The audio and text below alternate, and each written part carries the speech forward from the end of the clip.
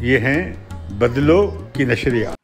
ناظرین، میں ہوں امتیاز عالم. بدلو کی نشریات میں اپنے پروگرام انگیخت کے ساتھ. بہت ڈرامہ ہوا ہے. بالآخر لاہور ہائی کورٹ نے حکم جاری کر دیا ہے گورنر پنجاب کو کہ وہ کل یعنی 28 تاریخ کو یا اس سے پہلے نو منتخب وزیر اعلیٰ حمزہ شہباز کا حلف لے. یہ آئین کا تقاضا ہے جسے نہ صدر نے پورا کیا نہ گورنر نے پورا کیا.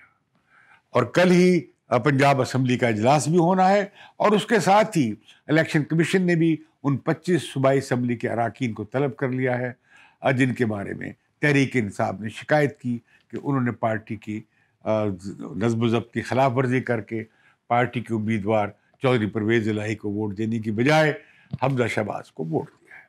یہ تو پنجاب کا منظر ہے.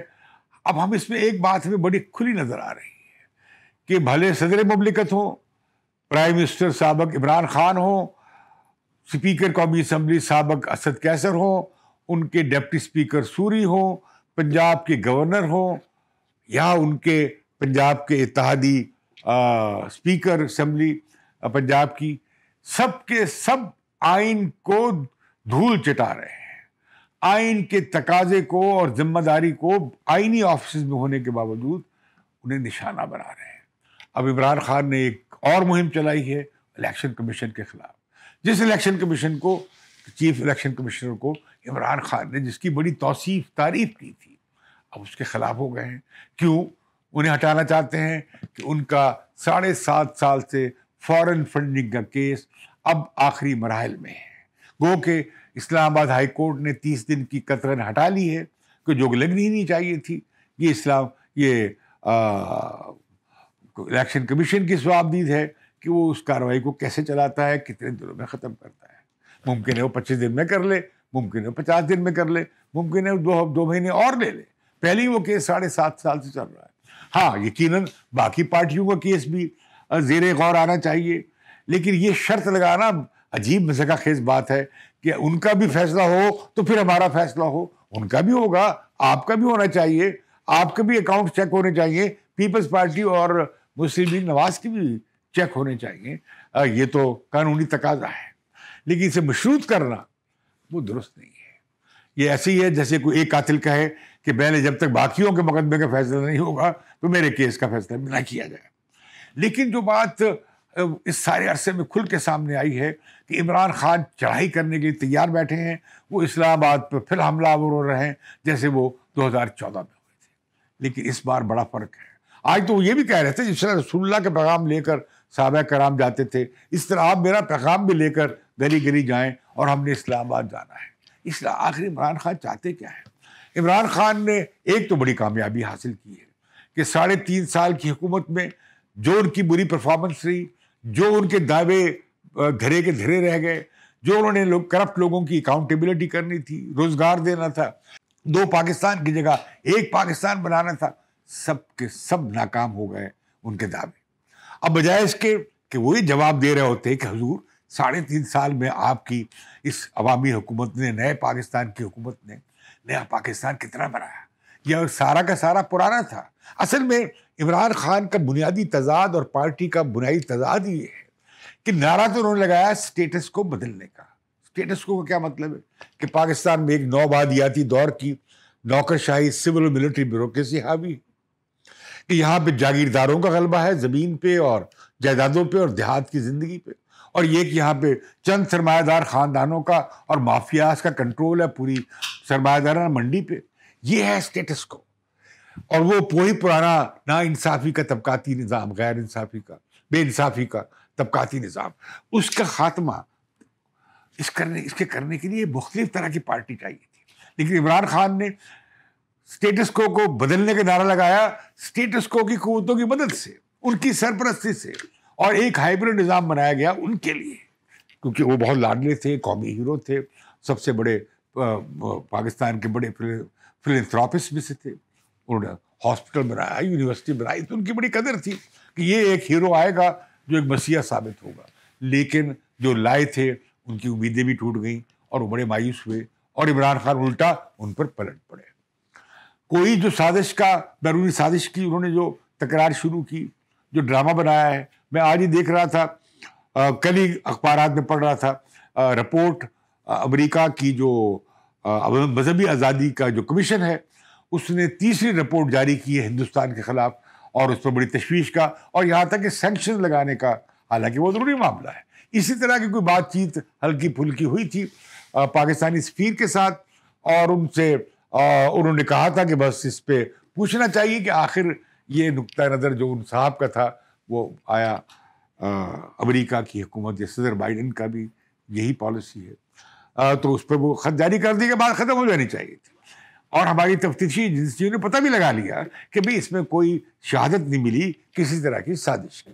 تو لہذا عمران خان کا اس کو فائدہ بڑا ہوا، کیونکہ پاکستان میں اینٹی امریکہ جذبات بہت ہیں، مذہبی قوتیں بھی خلاف ہیں، لیفٹسٹ بھی خلاف ہیں، اور بے شمار لبرلز بھی امریکہ کی پالیسیز کو تنقید کا نشانہ بناتے ہیں.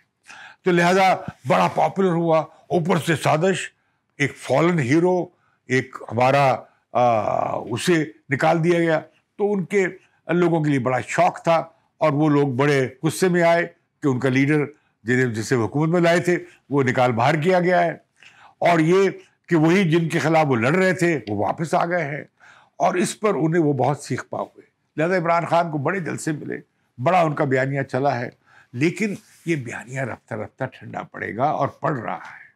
آخر کب تک آپ جھوٹ پہ لوگوں کو اکساتے رہیں گے؟ اب قوم پرستی کے جذبات اور امریکہ کے خلاف جذبات اور پھر مذہبی کارڈ، یہ جو ملا کر آپ عمران خان ایک سہ آتشا قسم کا بیانیہ دے رہے ہیں، وہ کل ہی اس کی رفتہ رفتہ اترنے لگے گی. لیکن آخر عمران خان چاہتے کیا ہے؟ عمران خان لگتا یہ ہے کہ نہیں چاہتے کہ اگر وہ نہیں ہے تو کوئی سسٹم نہیں ہے، وہ نہیں ہے تو آئین نہیں ہے، وہ نہیں ہے تو کوئی اداروں کا انہیں کوئی خیال نہیں ہے. بھاڑ میں جائے عدلیہ، بھاڑ میں جائے الیکشن کمیشن، بھاڑ میں جائے سلامتی کے ادارے، انہیں کوئی فکر نہیں ہے. لہذا اب وہ اپنی بیڑیاں جو پہلی جل گئی ہیں وہ جلا کر اسلام آباد پہ حملہ آور ہونا چاہتے ہیں، اور دوبارہ سے 2014 والا منظر بنانا چاہتے ہیں. لیکن 2014 کا منظر نہیں بننے جا رہا. پہلے وہاں پہ انہیں بہت انتظار تھا اس کا ریفری کا یا امپائر کا، اور امپائر کی انگلی ان کے ساتھ تھی بھی، اشارہ ان کے ساتھ تھا، لیکن وہ کامیاب نہ ہوئے تھے. اب یہ 12 پارٹیاں اکٹھی ہو گئی ہیں، یقیناً ان کے درمیان اختلاف بھی ہیں، اور یہ ایک فریجائل ہے، 3 اراکین کی اکثریت سے ایک بڑی فریجائل لیکن بڑی وسیع البنیاد حکومت ہے. اس عرصے میں یہ بھی ہوا ہے کہ جمہوریت کی پٹڑی جو ہے جمہوریت پٹڑی سے نہیں اتری، بلکہ آئینی طریقے سے، پارلیمانی طریقے سے ہو گیا عدم اعتماد پہلی بار. اور 14 سال مکمل ہونے جا رہے ہیں سول ٹرانزیشن کو، ماشاء اللہ سے سولی نظام کی طرف جو ٹرانزیشن ہے 14 برس ہو گئے ہیں ابھی تک. تو لیکن عمران خان کی کوشش ہے کہ کسی طریقے سے آئینی بریک ڈاؤن ہو جائے اور فوج آ جائے.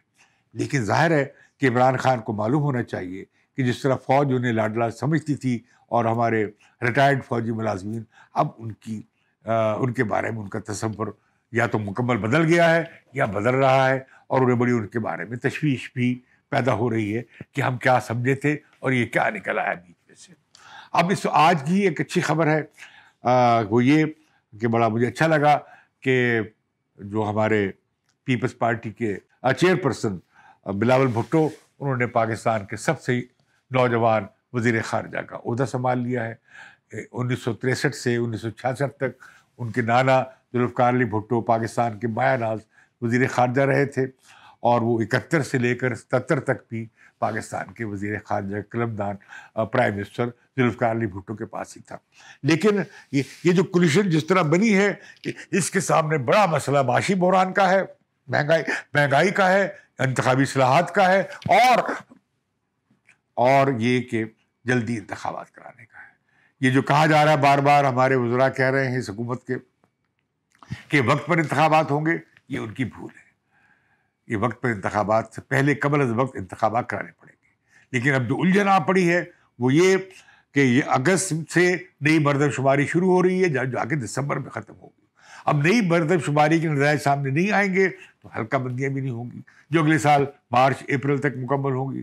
تو اس کے بعد انتخابی لسٹیں بنیں گی، تو پھر معاملہ وہیں پہنچ جائے گا کہ یہ ٹینیور پوری ہوگی تو الیکشن کمیشن تیار ہوگا ایک ایسے انتخابات پہ جس پہ کوئی اس حساب سے اعتراض نہ کر سکے کہ صحیح لوگوں کا شمار نہیں کیا گیا، مردم شماری ٹھیک نہیں ہوئی، حلقہ بندیاں ٹھیک نہیں ہوئی. لیکن عمران خان بہت جلدی میں ہیں. انہیں معلوم ہے کہ ان کی جو ہے بھاپ نکل جائے گی، اسٹیم نکل جائے گی ان کے بیانیے سے، لہذا وہ جلد از جلد انتخابات چاہتے ہیں. وہ اگر کامیاب ہو بھی جائیں تو انتخابات پھر بھی نہیں ہو سکتے ہیں. بدقسمتی سے عمران خان نہیں دیکھ رہے کہ یہ جو جمہوری سسٹم کا بریک ڈاؤن ہوگا تو اس کا نقصان انہیں بھی ہوگا اور پوری پارٹیوں کو بھی ہوگا اور پورے جمہوری نظام کو بھی ہوگا اور سب سے بڑھ کر پاکستان کو ہوگا. اب سیاستدانوں کو کوئی کیا سمجھائے، اور خاص طور پہ عمران خان کو، کہ بہتر ہے کہ کم از کم اگلے انتخابات کے صاف اور شفاف ہونے پر اور ان کے اس پر اتفاق رائے کر لیا جائے. اب باقی 2 ممبر جو ہیں الیکشن کمیشن کے، وہ کیسے چنے جائیں گے؟ اگلی جو آئے گی عبوری حکومت، وہ بھی لیڈر آف دی اپوزیشن اور لیڈر آف دی ہاؤس یا دونوں سائڈ کے اتفاق رائے سے بنے گی. تو پھر وہ کیسے ہوگا؟ پھر عمران خان کے پاس بہت سارے ہتھیار ہیں. 123 لوگوں نے استعفیٰ دے دیا ہے، ان میں سے اگر 70-80 بھی کھڑے رہیں اور وہ سیٹیں خالی ہو جائیں. اسی طرح پنجاب سے 100-125 ممبر صوبائی اسمبلی کا استعفیٰ دے دے. اسی طریقے سے کے پی کی اسمبلی اگر وہ توڑ دی جائے تو عمران خان ایک مشکل صورتحال ارلی الیکشن فورس کر سکتے ہیں. لیکن مجھے وہ الیکشن جلدی ہوتے نظر نہیں آتے. تو کہیں یہ نہ ہو کہ پاکستان میں 14 سال سے جو ڈیموکریٹک یا سویلین ٹرانزیشن ہو رہی تھی، اگر not fully democratic at least civilian transition جو ہو رہی تھی، جس میں بار بار نان پولیٹیکل فورسز مداخلت کرتی رہی ہیں، وہ پھر سے دوبارہ پٹری سے نہ اتر جائے. اور پھر مجھے نظر نہیں آتا کہ پاکستان میں مارشل لا لگ سکتا ہے ان حالات میں، وہ مجھے نظر نہیں آتے. لیکن اگر آئینی بریک ڈاؤن کرنے میں عمران خان کامیاب ہو گئے تو ان کے پلے کچھ نہیں آئے گا اور جمہوری قوتوں کے پلے بھی کچھ نہیں رہے گا. مجھے اس کے ساتھ، اس وارننگ کے ساتھ اجازت دیجیے بدلوں کی نشریات سے.